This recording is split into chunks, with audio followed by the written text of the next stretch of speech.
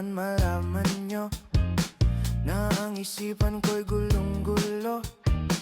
Nagtatanong kung susundan ko siya, dahil ang puso ko ay nabihag niya. Alam mo bang minamahal ko siya, at tunay ang aking nadarama.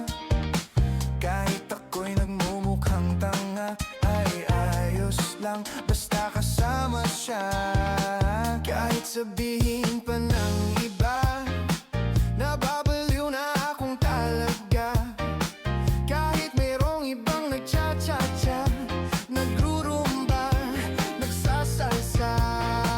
Pwedeng sabihin nyo to sa kanya, ang puso ko'y nahihirapan na. Ano pa ba ang pwede kong gawin na uubra upang maakit siya?